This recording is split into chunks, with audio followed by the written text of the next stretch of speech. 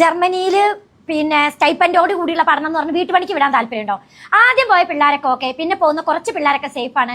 ശരിക്കും ഈ house building au pair എന്ന് പറയുന്നത് എന്താണ്? German language B2 full modules കിട്ടിക്കഴിഞ്ഞാൽ നിങ്ങൾക്ക് അവിടെ ഒരു സ്പോൺസർഡ് അണ്ടറിൽ പോകാം. എന്താണ്, പഠനത്തോടൊപ്പം നിങ്ങളൊരു ജോലി ചെയ്യുമ്പോൾ ആ ജോലിയുടെ ശമ്പളമാണ് മക്കളെ ഈ സ്റ്റൈപ്പൻഡ്.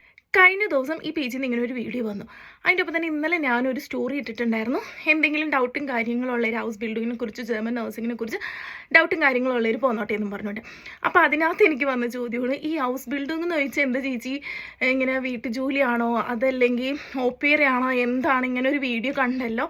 അപ്പോൾ ഇപ്പോൾ ഞങ്ങൾക്കും കൂടെ കൺഫ്യൂഷനായി. ഞങ്ങൾ ലാംഗ്വേജ് പഠിച്ചുകൊണ്ടിരിക്കുന്നവരാണ്, ഞങ്ങൾ അങ്ങോട്ട് വരാൻ വേണ്ടി പ്ലാൻ ചെയ്യുന്നുണ്ട്, ജർമ്മനിലേക്ക് വരാൻ വേണ്ടി പ്ലാൻ ചെയ്യുന്നുണ്ട്. അപ്പോൾ ഒന്ന് പറയാമോ എന്ന് ചോദിച്ചുകൊണ്ട്, ഇതെന്താണ് ഇങ്ങനെയെന്ന് ചോദിച്ചുകൊണ്ട്. അപ്പോൾ എനിക്ക് പറയാനുള്ളതെന്ന് വെച്ചാൽ, ഇത് കറക്റ്റായിട്ടുള്ളൊരു ഇൻഫോർമേഷൻ അറിയാൻ പാടില്ലാത്തതുകൊണ്ടോ അതല്ലെങ്കിൽ ചിലപ്പോൾ ഓപ്പേറ ഹൗസ് ബിൽഡിംഗ് ഒരു കോഴ്സാണെന്ന് എങ്ങാനും വിചാരിച്ചിട്ടായിരിക്കാം. പക്ഷേ ഈ ഓപ്പേറയും ഈ ഹൗസ് ബിൽഡിംഗ് എന്ന് പറയുന്നത് രണ്ട് കാര്യങ്ങളാണ്. ഓപ്പേറ എന്ന് പറയുന്നത് നമ്മൾ ഇതേപോലെ ജർമ്മൻ ഫാമിലിയിലൊക്കെ വന്നിട്ട് അവരുടെ പിള്ളേരെ നോക്കാൻ അങ്ങനത്തെ കാര്യങ്ങൾക്കൊക്കെ വേണ്ടിയിട്ടാണ്. ഹൗസ് ബിൽഡിംഗ് എന്ന് ചോദിച്ചാൽ അതല്ലല്ലോ സംഭവം, നമ്മൾ പഠിക്കാൻ വേണ്ടി വരുന്നതാണ്. ഇപ്പം നഴ്സിംഗ് ഹൗസ് ബിൽഡിങ്ങിനെ കുറിച്ച് പറയാൻ നമ്മൾ 3 വർഷം പഠിക്കാൻ വേണ്ടി വരുന്നതാണ്. നാട്ടിൽ നമ്മൾ പഠിക്കുന്ന പോലെ തന്നെ ഇവിടെയും തിയറിയും പ്രാക്ടിക്കലും ഹോസ്പിറ്റലിലും, പിന്നെ ഇവിടെ ഓൾഡ് ഏജ് ഹോം ഉണ്ട്, പിന്നെ ഇവിടെ ഫ്ലീഗ ഡീൻസ്, അങ്ങനെയൊക്കെ എല്ലാ രീതിയിലും നമ്മൾ പഠിച്ചതിന് ശേഷം നമ്മളൊരു ഫുൾ നേഴ്സ് ആവുകയാണ് ചെയ്യുന്നത്. നാട്ടിൽ എങ്ങനെയാണ് നമ്മൾ പഠിക്കുന്നത് അതേപോലെ തന്നെയാണ് ഇവിടെയും ഏകദേശം കാര്യങ്ങളൊക്കെ പഠിക്കുന്നത്. പക്ഷെ നാട്ടിൽ നമുക്ക് ഇങ്ങോട്ട് പൈസ കിട്ടില്ല, ഇവിടെ നമുക്ക് ഇങ്ങോട്ട് പൈസ കിട്ടും. അത്രേ ഉള്ളൂ വ്യത്യാസം എന്ന് വെച്ച് കഴിഞ്ഞിട്ടുണ്ടെങ്കിൽ.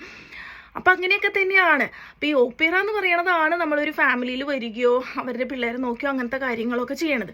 പക്ഷെ അതിന് സ്റ്റൈഫൻഡ് കിട്ടണില്ല. അവർ നമുക്കൊരു തുക ശമ്പളം പോലെ തരികയാണ് എന്നും പറഞ്ഞാൽ അത്ര വലിയ തുകയൊന്നുമല്ല, ഒരു ചെറിയൊരു എമൗണ്ട്, അങ്ങനെയൊക്കെയാണ്. പിന്നെ ഈ ഓപ്പേറ 1 വർഷം കഴിഞ്ഞ് കഴിയുമ്പോൾ നമുക്ക് തുടർന്ന് പഠിക്കുകയും കാര്യങ്ങളൊക്കെ ചെയ്യാവുന്നതാണ്.